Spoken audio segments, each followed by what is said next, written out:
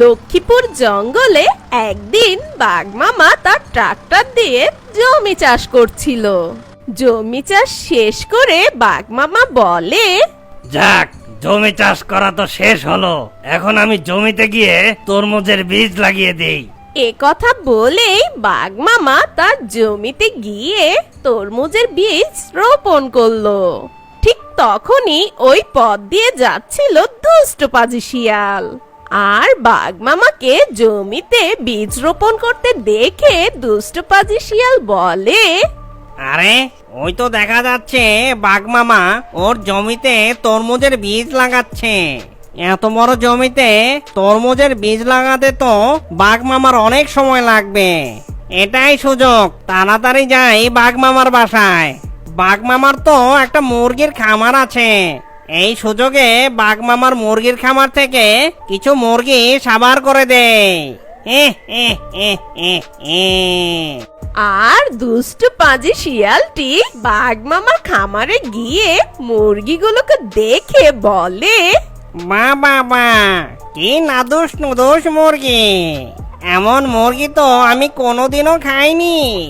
বাঘ মামার মুরগির খামার তো অনেক সুন্দর, তাই বাঘ মামা আসার আগেই এখান থেকে দুটো মুরগি নিয়ে আমি কেটে পড়ি। যেই ভাবা সেই কাজ। দুষ্ট পাজি শিয়াল মুরগির খামার থেকে দুটি মুরগি নিয়ে সেখান থেকে সটকে যায় আর একটি গাছের নিচে গিয়ে খুব মজা করে মুরগির মাংস খেতে লাগে।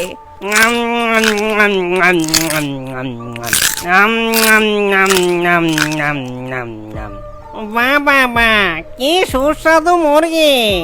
বাঘ মামার মুরগিগুলো কি সুস্বাদু, যে খাবে সেই বুঝবে কি মজাটাই না পাচ্ছি।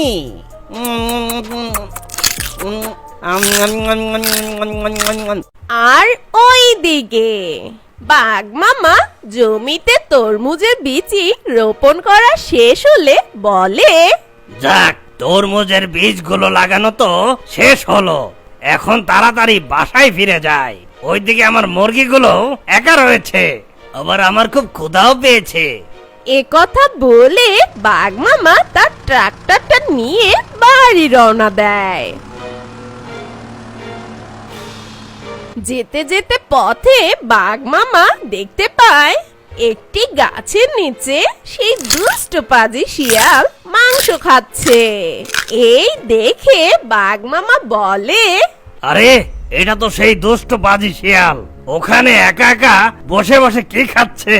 যাই তো, গিয়ে দেখি তো কি খাচ্ছে।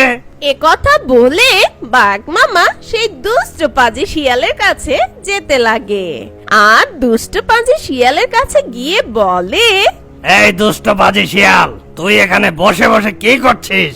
ওরে বাবা, তুই তো দেখি মুরগিও খাচ্ছিস, তা বলতো এটা কোথাকার মুরগি খাচ্ছিস তুই? আরে বাঘ মামা, তুমি আবার কোত্থেকে এলে?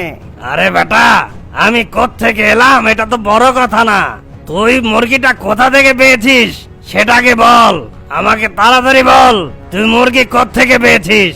ওরে বাবা রে, এবার মনে হয় আমি ধরাই পড়ে যাব। বাঘ মামাকে অন্য কিছু একটা বলতে হবে, যদি ধরা পড়ে যাই তাহলে তো রক্ষে নেই।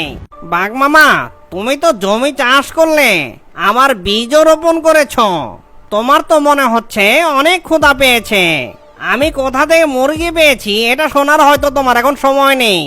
আমার কাছে আরেকটা মুরগি আছে, তুমি এখন এই মুরগিটা তাড়াতাড়ি খেয়ে নাও, তোমার খিদে মিটে যাবে। আচ্ছা আচ্ছা, ঠিক আছে, আমার খুব ক্ষুধা পেয়েছে, আর তুই যখন এত করে বলছিস, দে তাহলে মুরগিটা খেয়ে নেই। এ কথা বলে বাঘ মামা সেই মুরগিটা অনেক মজা করে খেতে লাগলো। আর বাঘ মামা যখন মুরগিটা খাচ্ছিল ঠিক তখন দুষ্ট পাজি শিয়াল মনে মনে ভাবে, বাঘ মামা, তুমি তো বুঝতেই পারলে না, তোমার খামারের মুরগি আমি তোমাকেই খাওয়াচ্ছি। কিরে দুষ্ট শিয়াল, মনে মনে কি এত হাঁটছিস? না না বাঘ মামা, তেমন কিছু নয়।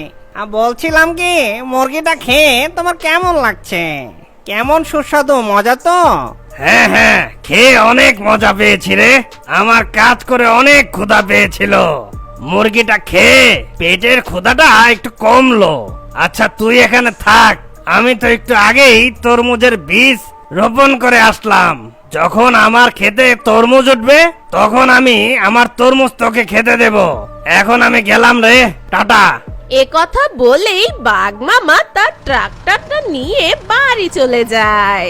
তখন দুষ্ট পাজি শিয়াল বলে, যাক বাবা, বড় বাচ্চা বেঁচে গেলাম। যদি বাঘ মামা বুঝে যেত এটা ওর খামারেরই মুরগি, তাহলে তো আমার রক্ষেই ছিল না। এখন আমার এই জঙ্গল থেকে সরে পড়তে হবে। বাঘ যদি ওর বাসায় গিয়ে দেখে ওর খামারের মুরগি নেই, তখন তো পুরো জঙ্গল মাথায় তুলে নাচবে। তার চেয়ে ভালো হবে কয়েক মাসের জন্য আমি গা ঢাকা দেই। এ কথা বলে সেই দুষ্ট পাজি শিয়াল সেখান থেকে চলে যায় আর কিছুদিনের জন্য গা ঢাকা দেয়। এরপর বেশ কয়েক মাস পেরিয়ে যায়। একদিন বাঘ মামা তার জমিতে গিয়ে দেখে তরমুজগুলো পেকে টসটসা হয়েছে। এই দেখে বাঘ মামা বলে, আরে আরে, তরমুজগুলো তো পেকে গেছে।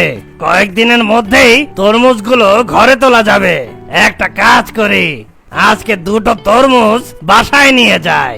যেই গরম পড়েছে, নিজের জমির তরমুজ খেতেই মজা হবে।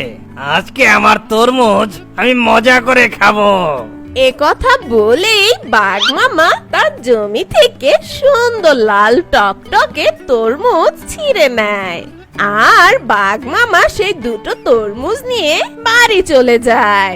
আর ওই দিকে দুষ্ট পাজি শিয়াল পাশের জঙ্গল থেকে একটি রিকশা চুরি করে নিয়ে আসে আর এই জঙ্গলে এসে বলে, বাহ, কতদিন পর এই জঙ্গলে ফেরত আসলাম। সেই যে বাঘ মামার দুটো মুরগি চুরি করে খেয়ে এই জঙ্গল ছেড়ে পালিয়ে গিয়েছিলাম, এতদিন পরে আমি এই জঙ্গলে ফিরে আসলাম।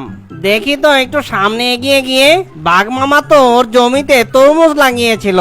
তরমুজগুলোর কি অবস্থা একটু গিয়ে দেখে আসি। এই বলে দুষ্ট পাজি শিয়াল তার রিকশাটা নিয়ে বাঘ মামার তরমুজের জমিতে চলে যায় আর জমিতে গিয়ে সেই দুষ্ট পাজি শিয়াল বলে, আরে বাহ, তরমুজগুলো তো দেখছি একদম পেকে লাল হয়ে গেছে। একদম সঠিক সময় চলে এসেছি। এটাই তো উপযুক্ত সময়, এটাই তো তরমুজ তোলার সময়। এখনই কাজে লেগে পড়তে হবে।